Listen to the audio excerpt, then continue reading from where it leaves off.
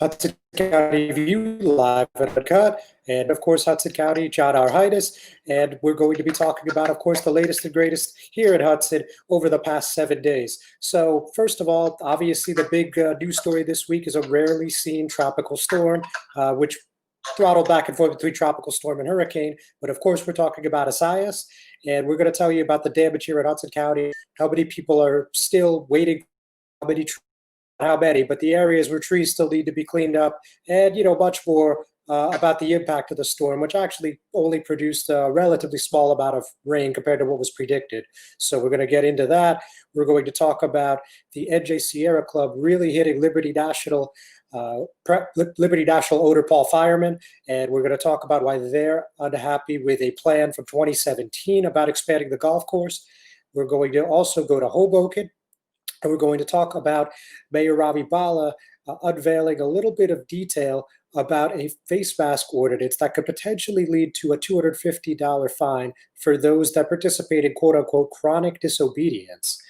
On top of that, we also had a chance to speak with Jersey City Mayor Stephen Fulop, and we talked to him a little bit about the police department's de-escalation program, and they are moving forward, and they actually have begun the first part of the program that involves Jack Cambria, a former NYPD lieutenant, who is also said to be an expert in de-escalation training. However, the Tomahawk Solutions aspect of the program that would have involved actual live scenarios has been put on hold. So we're going to explain all the details there.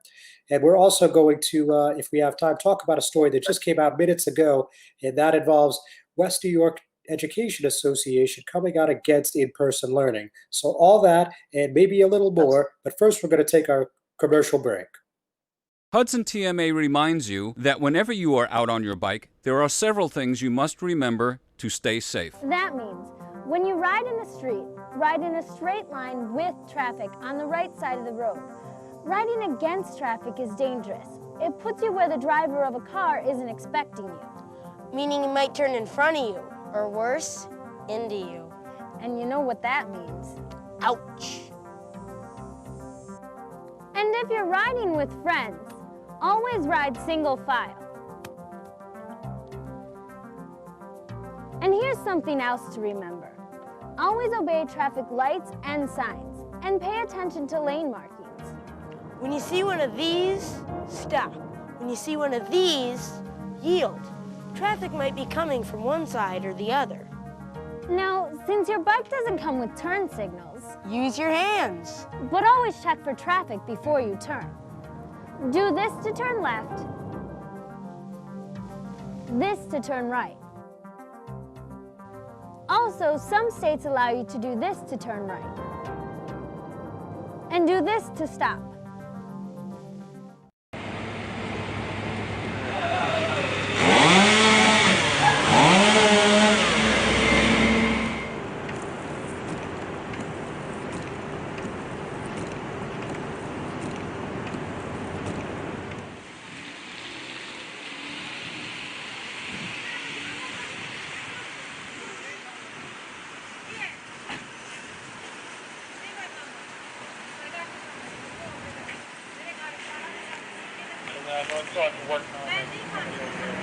Hudson County View, live at Uncut, John Arhitis. So you just saw some clips from Jersey City and Hoboken, some of those trees and electrical wires down, of course, due to Isaias. So we're still in cleanup mode, as I mentioned at the top of the show, and as I'm sure many of you are intimately aware.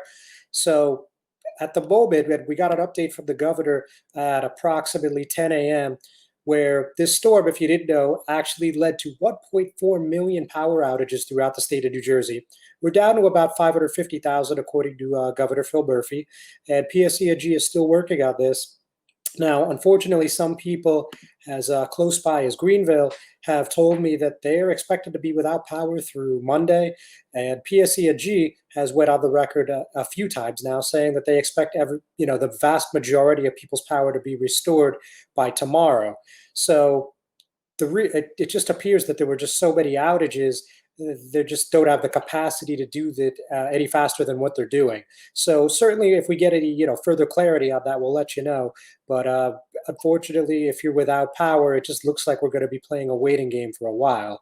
So some areas like the Jersey City Heights and Hoboken, they, had a little bit better luck. There were some rolling brownouts. Like I know at my house, there was maybe a 20-minute window where the power went in and out like 3 times for just a couple of minutes. And that was it. People have been without power since about 2 o'clock on Tuesday afternoon. So, obviously that's a very wide-ranging spectrum. And on top of that, we've seen these tree branches and full trees coming down in Bayeux, Jersey City, Hoboken, North Bergen. And Mayor Dick Sacco, of course, in North Bergen said that as of this morning, there was about 2,500 residents, give or take, that are still without power. So obviously this is a regional problem for the whole Northeast. But, on the local level, what was interesting, as I also kind of alluded to at the top of the show, was that people were expecting 4 to 5 inches of rain. We only got about 2. But nevertheless, the high wind gusts, which got up to about 50 to 60 mile per hour range, led to a tremendous amount of damage. As you could all see it, as you all heard. There was a video we posted on our Facebook page of an electrical power line that came down and was emanating live electricity, causing some sparks and a little bit of fire as well. So certainly our offices of emergency management, our EMS, fire department, police, all had their hands full. And now the Department of Public Works, along with the County Roads Department, are all doing their part to make sure that everything gets cleaned up safely and appropriately as quickly as possible. And certainly that's done in conjunction with PSENG, who, of course, have quite an arduous task ahead. Now, one clerical note is that there's still a number of parks still closed. Maxwell Park in Hoboken, as well as James J. Braddock Park, West Hudson Park, and Lincoln Park. Just so much debris that came down from the storm. Everybody wants to err on the side of caution there. And you guys may have also seen a story yesterday that a Bayonne police captain, that's James Donovan, was injured actually as he went to an area where there was a call about debris coming down, and he actually got caught under a tree branch. Thankfully, he only sustained a foot injury, but certainly a very unexpected and unpredictable time that it looks like our first responders, for the most part, fared pretty well. But, that's one unique situation where, there was at least a minor injury. So, obviously the cleanup is still going on, and we're probably going to expect it to go on for at least, I would say, 24 to 48 hours. And of course, if we hear anything more about further closures, we'll keep you posted on that as well. 30 seconds. So with that in mind, we're going to head to another commercial break from our sponsors. We'll be right back.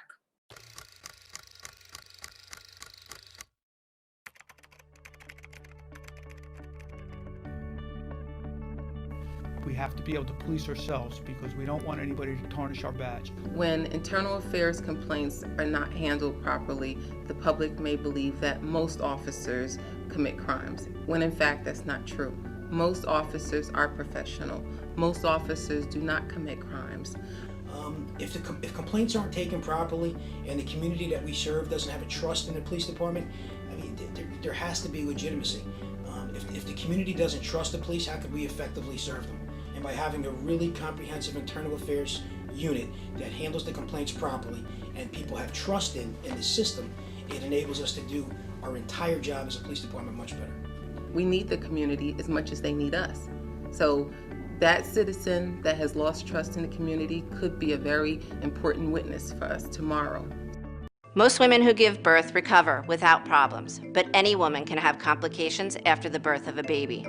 Learn the post-birth warning signs, such as fever, headache, chest pain, shortness of breath, increased bleeding, or thoughts of hurting yourself or someone else. Knowing these can save your life or the life of someone that you love. Trust your instincts. If you feel something is wrong, call and get evaluated by your healthcare provider. If your symptoms get worse or you do not hear back from your physician, call 911 or go to the nearest emergency room. RWJ Barnabas Health. Let's be healthy together. Hudson County View, live at Uncut, John R. Hidas. So a story that actually came out last week involved the NJ Sierra Club, of course, is an environmental group here in the Garden State, and they were taking aim at billionaire Paul Fireman. He's actually one of the co-founders of Reebok, and he, of course, also owns the Liberty National Golf Course here in Jersey City. So as you guys know, on July 15th, Paul Fireman said that he was no longer going to be pursuing expanding his golf course by 3 holes. That expansion would have went into the Caven Point Peninsula at Liberty State Park. And the reason he gave was a little bit surprising to some. He said he wanted social justice issues at the park to be addressed. So since then, we haven't heard a ton. I mean, that same day, the Jersey City Council approved a resolution urging the state legislature to pass the Liberty State Park Protection Act. But ever since then, it's peaceful until last Tuesday, where Freeholder Jerry Walker, as we spoke about this last edition of this program, he talked about addressing quote-unquote contamination at the park. Well, interestingly enough, less than 24 hours after those remarks, we saw this plan from 2017 where Liberty National tried to acquire Caven Point for about $1 million in incentives, $440,000 of which came from Pinelands land. And that did not sit well with the NJ Sierra Club, specifically their president, Jeff Tittle. So let's talk a little bit about this plan and what NJ Sierra Club had to say about it. So this is Jeff Tittle, and he's saying, billionaire Paul Fireman tried to get away with a dirty deal done dirt cheap. Not only is he trying to take one of the most valuable pieces of property in a state park that belongs to all of us, he tried to do it for pennies on a dollar. He wanted to pay the state $200,000, which is nothing considering it cost $500,000 to join the golf club and $25,000 per person per year. He also offered some land in the Pinelands. This is a park that represents both the Statue of Liberty and the gateway to our country. This shows that not only did Fireman want to destroy the park, he was also trying to buy the land for next to nothing. So NJ Sierra Club was one of the groups that filed a lawsuit in 2018 to obtain a copy of the proposal, which was made to the State Department of Environmental Protection. And in this proposal, Liberty National offered the state a $200,000 lump sum for a Caven Point, or $10,000 a year for 24 years, which of course would be $240,000. And Pineland's property valued at $440,000. Now, of course, that doesn't equal $1 million or close to it. And so in addition to what we just talked about, the plan proposed paying for services at Liberty State Park, and that included $200,000 for a jitney service, $50,000 for equipment at the Caven Point Beach, another $50,000 to improve the picnic area, and $60,000 towards the Hudson River Walkway. So, obviously some interesting ideas, but clearly poorly received on the environmental end. And Tittle continued that we have to stay vigilant because people like him, of course, speaking about Fireman, will continue to try to privatize Liberty State Park until we have protections in place. No matter what Governor Murphy says, there is still language in the budget bill that would allow for the privatization of parks like Liberty State Park. Murphy needs to put an executive order in place to protect Liberty State Park, and he needs to support the LSP Protection Act and help it get passed. Now, Bruce Alston, who was on the program a few weeks ago, and you guys that have been following it closely know is an entrepreneur who has been vocal about considering public partnerships at LSP, came out completely against this perspective. He said, with disgust, I read the remarks being offered up by the NJ Sierra Club, an organization co-founded by a racist environmentalist. Our issues are real, and with Mr. Fireman stating he is willing to become a supporter of social justice issues, should be met with guarded optimism and hope that he can become an ally of the social justice reform movement. We as the leaders of the Black and Brown communities must not be fooled by oppressors who claim to be our allies but continue to support an agenda which reeks of plantation politics. So as usual, a very strong-worded and pretty unambiguous statement by Bruce. And, another thing that was being spoken about in light of Freeholder Walker's comments is that Paul Fireman actually made a $10,000 donation to Walker's nonprofit organization, Team Walker, in the weeks prior to this new group, the Liberty State Park for All Coalition, coming to the forefront. So, obviously this plan never came to fruition. It didn't seem like it made it particularly far through the process, but all of a sudden it reared its ugly head in the midst of this drama unfolding. The Liberty State Park Protection Act, as I've said several times on previous episodes, is yet to be introduced by the State Assembly or the State Senate. With that, we're going to hear another word from our sponsors. We'll be right back. Voting by mail has never been easier. Just follow these steps to ensure your vote will be counted. Open your envelope. You will find your certificate, return envelope, and official ballot. When casting your ballot, use only a pencil, black, or blue ink, not red. Completely fill in the oval to the right of each selection. When writing in, do not repeat a name printed on the ballot. If torn or damaged, your vote will not be counted. Fold your ballot and place it in the pocket of the certificate before sealing it with the adhesive strip. Do not detach the strip and paper from the certificate. Fill out the required information on the certificate and don't forget to sign. If you are not mailing or delivering your ballot in person, make sure both you and the bearer of the ballot sign your name and address on the certificate and return envelope. After that, just place it in the mailbox and your vote will be counted. For more information, you can visit our website at www.hudsoncountyclerk.org or www.hudsoncountyNJ.org. Cut, Our Highness. So now we're going to talk a little about the Biosquare City, and it what appears to be another Hoboken first, or it could be another Hoboken first. There could be a $250 fine for those that refuse to wear face masks out in public based on an ordinance that is being voted on by the City Council. Now, this was approved on first reading last Wednesday and will go on second reading later this month. I believe that day is August 19th. I'd have to double check that. But at the regularly scheduled council meeting, they'll vote on second reading. So at a press conference about preps for Tropical Storm Isaiah, we had a question and answer session with the mayor, which is, of course, standard procedure in these types of situations. And he had some interesting perspective on what this is about and why that this is something that has been introduced by the administration. So one thing that I would like to note is, well, actually two things. So on July 8th, Governor Phil Murphy issued a directive requiring residents throughout New Jersey to wear face masks. That's Executive Order 163, though he admitted at the time that enforcement would be difficult, if possible at all. Now, according to Hoboken's ordinance that we reported on here, the Police Department, Office of Emergency Management, Code Enforcement Officers, the Zoning Department, Construction Official, and any other members of the COVID-19 Task Force would have the ability to issue fines.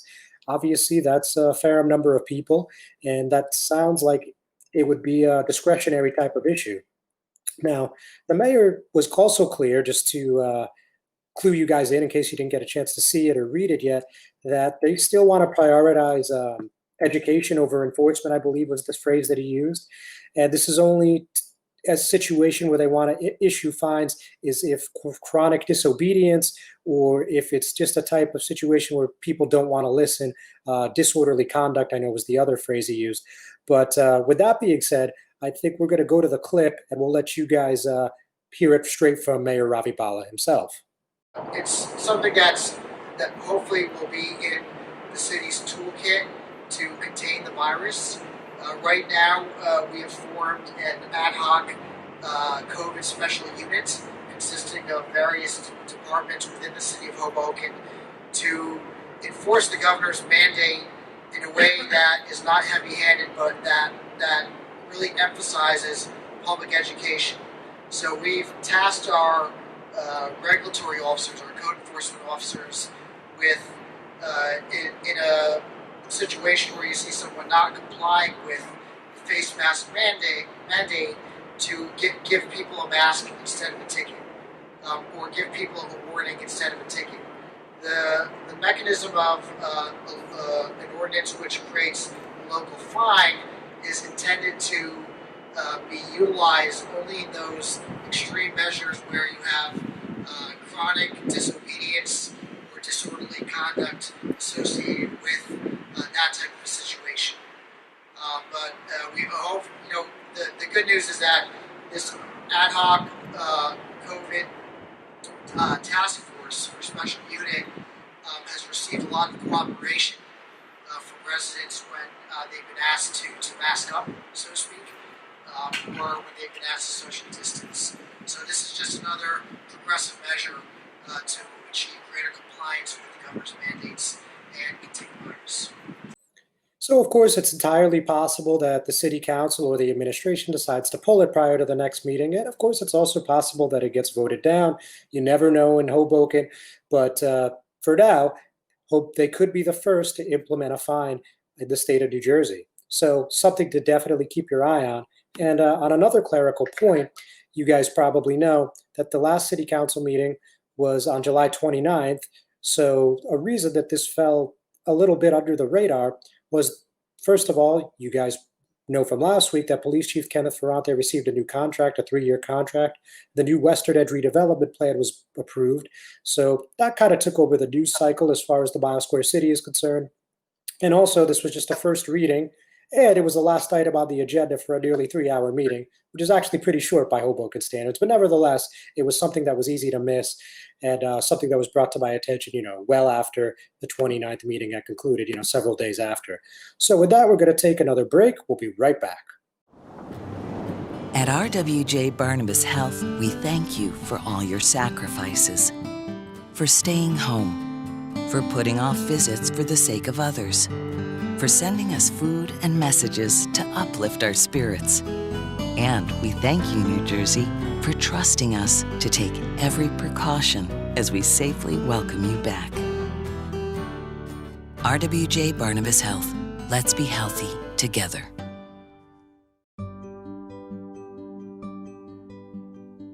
It has actually changed my life. It's wonderful to be in recovery.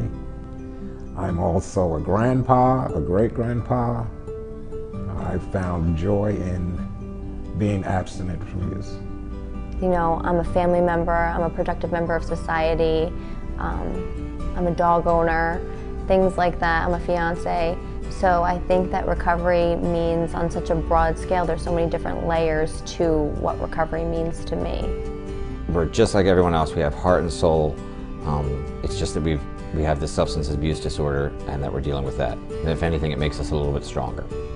The most important thing for people in the communities to know is that they're just like anyone else, and that they don't necessarily want to be doing the things that they're doing, and it's a chronic illness and it's a chronic disease that needs to be addressed as so.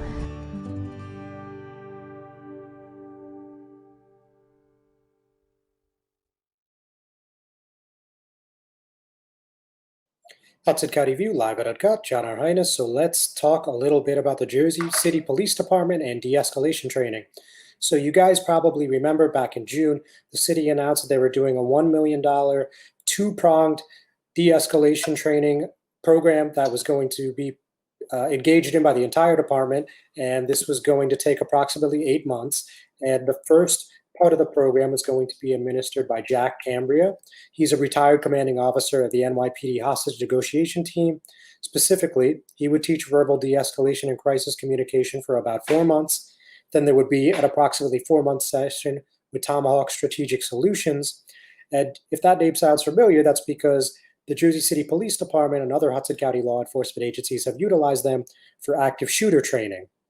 Now, this plan got slowed when a little bit of community backlash, as well as some from the council. I think that was more private, but there was some backlash on both ends that said that there was some concern about no persons of color on the Tomahawk team, as well as the fact that most of them had a militaristic background. So there's something to think about. But in the meantime, what is more topical at the right this moment in time is that we had a chance to speak with Mayor Stephen Fulop, and he confirmed that Jack Cambria is providing training in Jersey City and that the Tomahawk aspect of the program has been put on pause. So we got a chance to speak to him at City Hall, the steps of City Hall specifically, on Tuesday morning. So we're going to play that clip for you and shine some more light on this situation. One thing, though, that I think kind of was forgotten about was this de-escalation program. And my understanding is that Jack Cambria, the hostage negotiating expert from the NYPD, has actually begun doing some training here in Jersey City, which was part of the plan, of course. So, I mean, if that's the case, could you tell us a little bit about what he's doing and how this will be helpful for the force going forward? Yeah, so, I mean, we've held off on the Tomahawk scenario training, which was the one that was really being questioned, and some in the public wanted some more clarity, and the council wanted more clarity, so we've held off on that. And we're doing now more just mediation, basic training. We think we have, what's regarded as some of the best in the industry doing this. Ran de-escalation and hostage negotiations for the NYPD for a long period of time. The goal is to make sure that the police department continues to have the resources that they need to do a great job. And we're looking at always ways to improve that. We're looking at ways to, supplement police resources with other resources, but we think that this was a smart investment to make, and that's where we are. So when did Mr. Cambria start, and when does he complete? And also, does Tomahawk still in the equation? Well, Tomahawk is on a hold now. I mean, Tomahawk has done a lot of work for the city over the years, and they've done a terrific job. So, I credit a lot of the performance and great response that we saw on December 10th last year with the scenario training that Tomahawk put in place. So when we saw that, active shooter and mass shooting situation here at the kosher grocery store, the training and resources we put in with Tomahawk in years prior was tremendously helpful. With regards to the training going forward, we're going to work with the City Council, as we said, and the Black Caucus of Hudson County to make sure that we have a program that everybody feels comfortable with. All right, so, a couple takeaways there that you could probably figure out on your own, but nevertheless, so Tomahawk training on hold, as we said, but he credited them for doing their active shooter training. He said that was a big factor in the December 10th domestic terrorism incident in Jersey City. And he also said that they're going to work with the City Council and the Hudson County Black Caucus going forward. So there's a council meeting on Wednesday, and that's going to be hosted via Microsoft Teams. And you guys have probably seen that Solidarity Jersey City, a relatively new labeled progressive group that is saying they want to defund the Jersey City Police Department by 50%. I mean, we've seen them at least 2 meetings now. And they're asking people to sign up and speak out against this. Mayor Fulop has said he has no interest in doing this, but the call to defund the police continues in Jersey City, so we'll see what happens next Wednesday. And before we part ways this week, I wanted to again talk about a pretty new story that just went up approximately 1:30. Actually, I'm looking at it right now, 1:36 to be exact. And the West New York Education Association has come out against in-person learning. Last night, the West New York Board of Education approved their school plan, their return to school plan for the 2020-2021 scholastic year. And like most districts, it includes a rotating schedule, A, B, and C groups, social distancing, hand sanitizing stations in every classroom. There's also going to be sanitizers in every hallway, and social distancing and face masks strictly enforced wherever possible. Of course, that's the abridged version. We posted a copy in the story of the 50-page plan. Now, that probably sounds similar to a lot of plans you guys have heard, like in Jersey City and in Hoboken, but nevertheless, the West New York Education Association says it's just too soon to return to the classroom. I spoke with WNYEA President Anita Kober, and here's what she told me. She said, I just don't think this is the right time to be going back in the buildings. Look at what's going on across the state. No outdoor dining. The governor's updates about increased COVID-19 cases and transmission rates. I don't think this is the right time. And if you look at some of the comments on Facebook already, it seems like quite a few people, I think definitely some of them are teachers, are agreeing with her. Now, as it stands today, of course, this is all pending approval by the New Jersey Department of Education. The opening dates in West New York will be September 10th and September 11th. Of course, that's because of the staggered schedule. But she's hopeful that Murphy and other state leaders will start the school off with remote learning. You guys probably know the Bayonne Public Schools have proposed an idea that would have all September classes done virtually. And she concluded that if the governor's not allowing indoor dining, if he's keeping indoor gatherings to groups of 25, how could we be reopening schools? Now, the BOE approved the plan, which now requires a review from the state DOE, as I just mentioned, by a vote of 7-0 at last night's meeting. And trustees Joseph Rodriguez and Damaris Gonzalez were absent. So with that, ladies and gentlemen, we're going to call it a week. Thank you so much for tuning in. Everybody stay safe, and we'll catch you next Thursday.